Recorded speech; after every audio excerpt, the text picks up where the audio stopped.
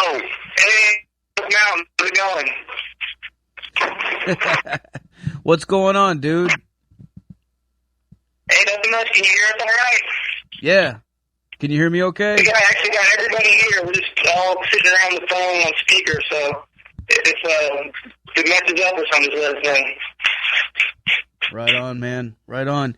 So fucking Smoke Mountain, dude. What the fuck is going on right now in the world of Smoke Mountain? Well, we just released our debut EP, which you obviously just played a song for. We appreciate it. So that's out, doing pretty well. We're getting a real good response to it. So that's kind of the main thing happening right now, and we're rehearsing songs for full length at the moment too. So we actually just finished practicing about an hour ago. Nice, man. Nice. Yeah. The shit is badass, dude. Fucking, I was just thinking, man. Fucking, all I got is 3 songs. We need some more, man. Thanks, man. Glad you like it. Thanks for coming. Yeah, thanks. Yeah, we got a good batch we're working on right now. This is Brian, by the way. Yeah, working on some solid ones, and it's all sounding fucking good so far. So, and the EP's been doing really well. So, yeah, definitely got some good shit coming.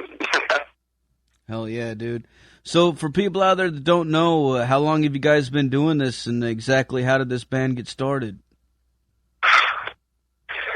I guess we started maybe into 2015, and the band really got started. This is Lee, the guitar player. Brian and I were in a band together for a long time called Switchblade Cheetah, and I'm actually married to our singer, Sarah, and she forever was asking the two of us to start a band with her, and we just had other things going on, and she actually played in a few bands as well. But finally, the time was just kind of right for us to get together and start trying to come up with something. So I guess the end of 2015, and we've just been playing together since then. Yeah, we finished our. Let's see, Cheetah put out kind of like our grand opus of an album called Chapel of the Bitch, and this was kind of like the, I guess the next step really. Like, we got Chapel out, and we always wanted to do like a Doom thing, so while we got the album out, we just started kicking around these ideas and these songs, and it turned into Smoke Mountain. Hell yeah. Hell yeah, man. Fuck yeah, dude, that's badass, man. So you're saying that you're married to the singer in this band? Unfortunately. Yeah. Well, I gotta ask you, and you're probably gonna get asked this question a whole lot in the future, but I do want to ask you: how do you think that adds to the? What do you think? Does that add something different to the dynamic of the band or anything like that? Like, it can make practices tougher. But, I think we all know each other. Well, the drummer and I are brothers, and then the singer and I are married, so, all in the same family. So I think it actually is, overall kind of an advantage. Since Sarah's like my sister pretty much, so we can read each other's cues real well and body language, and, it's just really easy to write and perform because we all pretty much know what we're going to want in the song, and if someone has an idea we don't like, we'll tell them real fast that it's stupid and bring something better, but which is usually Brian. He brings most of the dumb ideas, so, thanks, sir. We just could, like, I don't know, what I'm saying? It's just natural. It's an organic thing, probably just because we've been around each other so long. Yeah, it's really cool, man.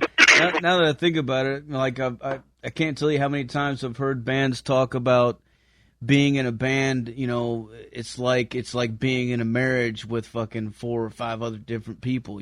Like it's the sex isn't that great in this band. Right on, man. All right. Back on a serious note, as far as the band name, Smoke Mountain, how did you guys come up with that? Is there a story behind that? The band is actually named after the song Smoke Mountain.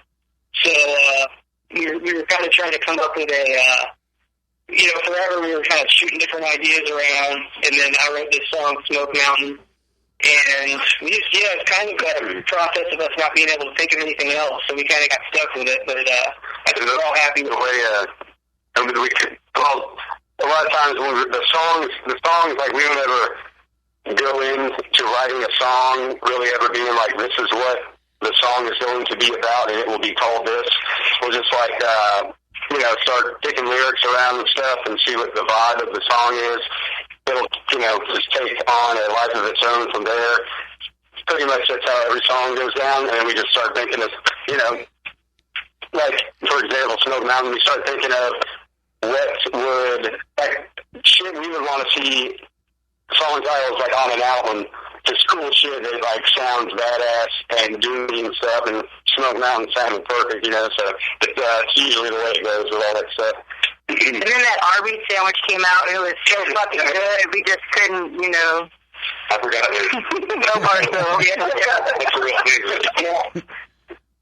Oh, yeah. We named after a sandwich, to make a long story short. I didn't even know that. Right on, man. Yeah, when I first read Smoke Mountain, I was thinking that I immediately pictured a fucking mountain of fucking marijuana fucking plants fucking burning and just big giant smoke burning. That's it. I said, that's it right there, brother. Hell yeah, dude. Hell yeah. The imagery came across clear then, so good. Fuck yeah. As far as your musical influences, what would you say got you guys into music in the first place, and then what influences this band as a whole?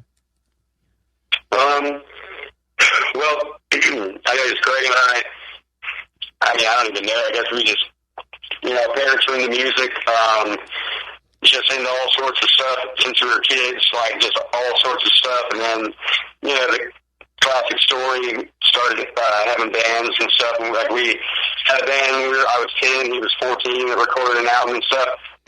Initially we were into stuff our parents listened to, Beatles, The Who, Leon Russell, then that progressed to getting into like punk, of course, and then my like biggest thing, I was 10, I just found out about Glenn Danzig, became obsessed with him, so like, I mean, there's just so much stuff, Sabbath, all that stuff, it's just, yeah. I don't even feel really like where to begin really at least for our growing up wise music, right. Stuff, it's just so much shit. As far as like, stoner and like doom mill, I think we're pretty heavily influenced by Pentagram and Black Sabbath, and probably more recently like Acid King and stuff like that, but as for like initial musical influences, I think it's all over the place for all of us.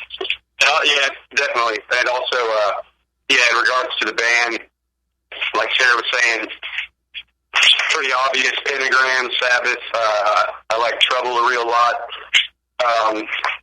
And then like she was saying, newer bands, or not newer, but newer than those bands, Acid King and stuff, we're all into like clean vocals, doom a lot, like clean vocals and stuff.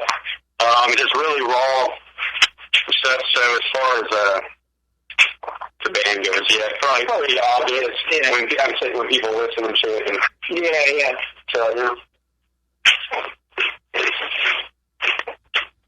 Very cool, man. As far as the local scene down there, you guys are from Tallahassee, Florida, right? Yeah. Well, how would you describe the local metal scene down there? Like, is there a lot of doom bands like you guys, or is it all fucking kind of mixed up, or like how does it work? There's not really.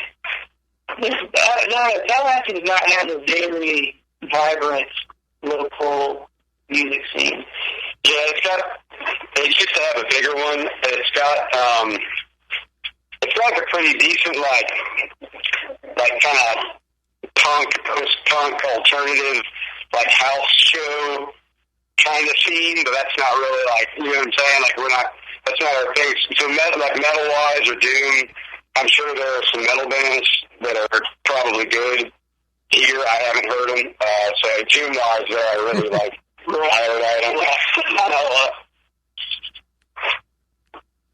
Right on, man. Now, as far as your live show, how would you describe a live show for somebody who has not seen you guys yet? We wouldn't know because we haven't had one. But the reason is, my husband knocked me up not too long after the band started, so we didn't, really have the option to go play out because no one wants to see a pregnant chick, singing. It's not that cool. So we're probably going to wait to play out until after this baby pops out here in a couple months. But judging from the way they used to put on Switchblade Cheetah shows, it'll be pretty freaking wild, I think. Hell yeah.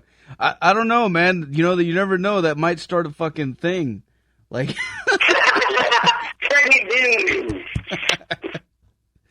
just worried. I'm afraid that it would be so heavy that there might be a live birth on stage. Maybe it would just shake free.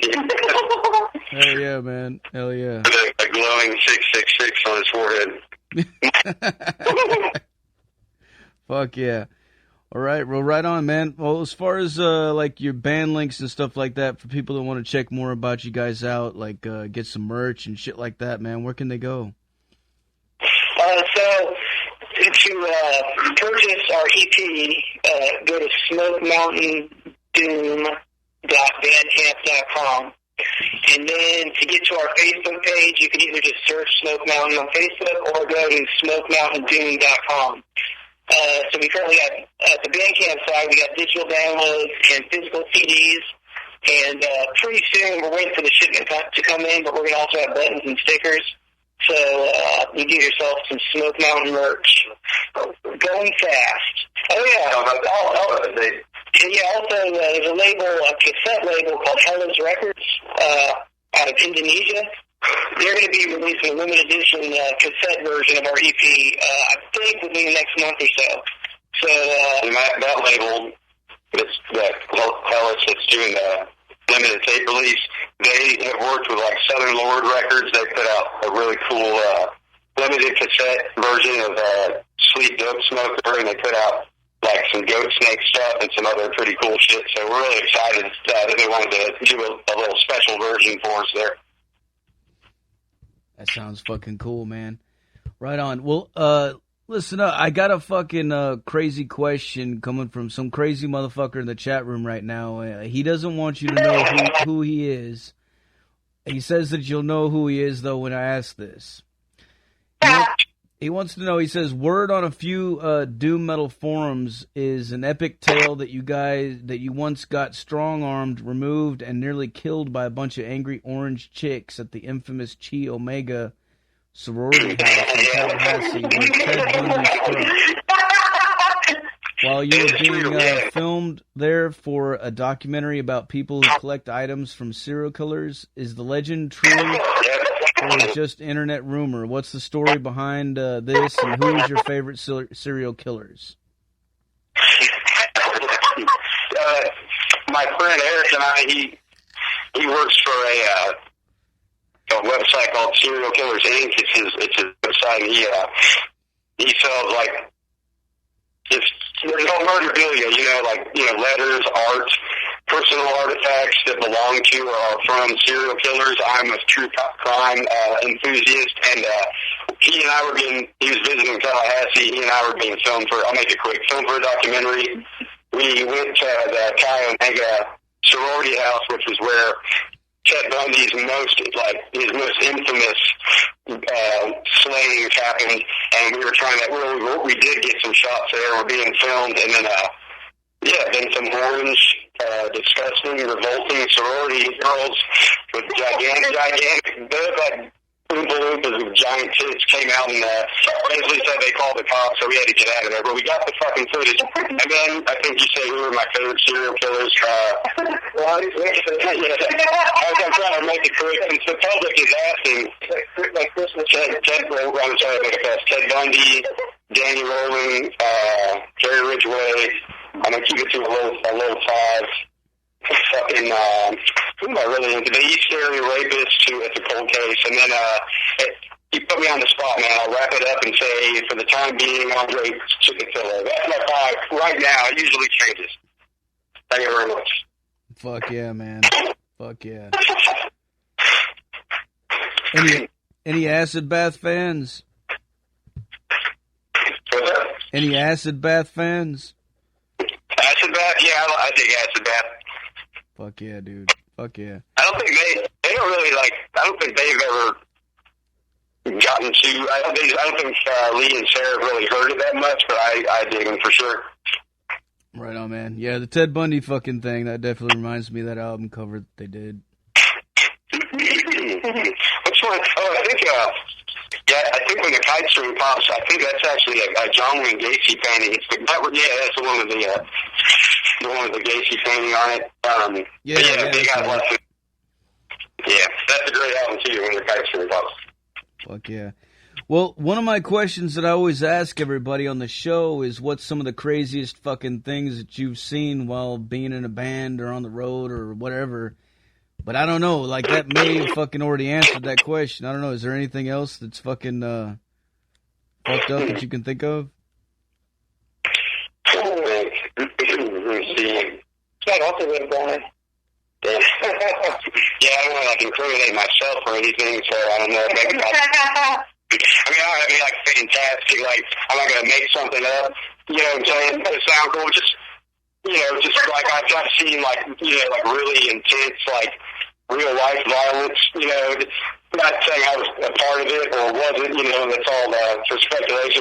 You know, bottles broken in his teeth and just some basic kind of. The lifestyle that goes along with it, you know. I mean, just shit like that. Just lots of violence. Violence. Oh yeah. All right, I got some more questions here. Might be a little bit more easy one. Fucking Megan, she wants to know what's your favorite horror movies. That's probably for Brian because he's also a big time horror collector and enthusiast. But I guess we could all answer. You guys, too. You go for that. You get the first one. I gotta think of it. Yeah. Well, shit. I like so many different kinds. My absolute favorite horror movie. Fuck. You know, it's one of those ones that like it's always subject to change, but I got like the top 5 that are always rotating. Don't mind it. I'm going to say like right now, and it's been one forever, but it always hits number 1 every couple of months in my little personal thing. But this movie called Black Past by director Olaf Hittenbach. All his movies rule. The Burning Moon. Just like old 80s fucking like. It's not just because it's like gory. Like I mean, the shit is. Black Past and The Burning Moon. If you haven't seen them, like they will fuck your shit up. But currently, those are my favorites right now. It always changes. My all-time favorite movie is Taxi Driver. But anyway, you guys go ahead. I'm just more genre in terms of soiled VHS cassettes, yellow tinted film, anything like that. I don't like it. What about you, Sarah? I feel like my favorite horror movies, probably more mainstream than Brian's, is probably The Omen. But the one that like freaks me out the most, and probably always will, is fucking Child's Play. Fucking Chucky. I can't fucking with Chucky. Hell yeah. Fuck yeah, man. No, sorry. Go ahead. I just... Another one from Megan. She wants to know what favorite beer brands. What's your favorite beer? Beer? Oh, okay. Free beer for me. Cheap, free. What about you? And I'm always trying new stuff. I don't have like one that I pretty much can get so much beer out there now. I don't really have a brand. It's like every time I go, I get something different. And you could probably do that for like 20 years and never, repeat yourself. That's true. So that's kind of where I'm at. I dig I guess on a regular, just a grab it and go beer. Yeah. And I really dig Blue Moon, but my favorite of all time is the Frontier Pumpkin. It's like a seasonal one, but yeah, that's definitely my favorite. I'm more of a whiskey kind of person myself. I don't really drink a lot of beer. Jim Beam. Yeah. Jim Beam. That's my favorite beer. Fuck yeah. Hell yeah, man. Well, another question: if you guys could play anywhere in the world, where would you want to play? Like at a festival or a different country or anything like that? Where would you want to play? I think it'd be cool at some point to go to Europe. Like, any country that's got like a big dune scene, like I think Germany. I was going to say Sweden, Germany or South America. I mean, South America's not in Europe, but that way they also are, like metal fanatics down there. So, yeah, pretty much any place that we, think we might be well received. I'd want to do, for sure about that in South America. I'd want to do Germany. That's at the top of the list. This probably will never happen just because of how things are these days, but it'd be cool to do like some like Monsters of Moscow type of deal, but with all Doom bands in Moscow. It's not going to happen, but that's like my fantasy show. That'd be really awesome. Oh yeah. Fuck yeah, man. Right on. Well, any plans? What kind of plans do you guys have for the future right now? You said you got a full length coming out. Anything else? Right now, it's just record. We're going to start recording the full length hopefully in the next couple months. Get that out. 2018, we plan on playing a lot. We're going to play regionally. Hopefully, we can get ourselves on some festivals and just get out there and play our music. That's really it. Repeat, make another album, just keep making albums and keep playing. As far as the recording process, how can you describe that to people? Like, because I'm telling you, listening to it, this shit sounds fucking really good. Like, it sounds really well done. I was just wondering, thanks, man. Is it like some do-it-yourself shit, or are you guys going to a studio, or like what are you doing? We do it all ourselves. At least we did the EP that way. We're going to do the next one that way. We record it all ourselves. Mix it, do the production. We get it mastered. The final product gets mastered by a guy named Carl Saff, who's really good. If any musicians out there, I recommend checking out his website. But yeah, it's really just all do it yourself right now, and we kind of like it because we can take as much time as we want. But it's free. On the other hand, though, I kind of dread the process because I'm the one that I do all the production and everything and mixing it, and I just have a tendency to over-listen to stuff, and it just it's kind of it kind of be an emotional process with ups and downs until you're finally to the point where you think that what you've got is releasable. He's not a very pleasant person when it comes down to mastering and stuff. I learned long ago to stay clear. Fuck yeah, man. Well, if you guys ever make it up to Tennessee, fucking holler at me, man. I'll fucking come out and see you guys. We'll definitely make it to Tennessee. We got Knoxville roots. We want to play Tennessee for sure, wherever there. So yeah, we will definitely see it for sure, man. Yeah, thanks for having us on your show. It was an honor. We really appreciate it. Yeah, man. It's awesome. Thanks a lot. Fuck yeah, man. Hey, I heard those fucking songs and I was like, fuck, man. Wonder if I can get these guys on here, man. Anytime. Yeah, man. Anytime. Thanks for the support. All right, well, before I let you guys go, I got to get you to make us a station tag. Cool? Yeah. All right, whenever you're ready, say something like, "This is Smoke Mountain, and you are listening to Metal Devastation Radio." All right, you guys want to do it on 3, like, medium pace together? We're going to do it all together. You'll say this is Smoke Mountain. All right. We'll say Metal Devastation Radio together. It's all ready? Yeah. 1. All right, fuck it. I heard it. This is Smoke Mountain, and you are listening to Metal Devastation Radio. Hell yeah. Hell yeah. Thanks a lot, guys, for taking the time. Yeah. Okay. Hey, thanks, man. Thanks, dude. Yeah, thanks a lot for taking the time, guys. What I'm going to do now is I'm going to blast some fucking Smoke Mountain for these motherfuckers and make them go deaf, all right? Oh, yeah. That's right. Thanks, man. Hail Satan, motherfuckers. Fuck yeah. All right, we'll talk to you guys later. Talk to you later. Thanks. All right, peace. There you have it, folks. Fucking Smoke Mountain live on Metal Devastation motherfucking radio, dude. That was fucking cool as fuck. Though these guys are fucking bad as fucking fuck, man. Fucking crank this fucking shit up loud as a fuck. Make your neighbors fucking hate you. I'm serious, man. If you don't see U-Haul trucks in the morning parked in front of your fucking neighbor's house, you didn't crank it loud enough, man. I'm telling you right now. You should be ashamed of yourself if that happens. Crank it up.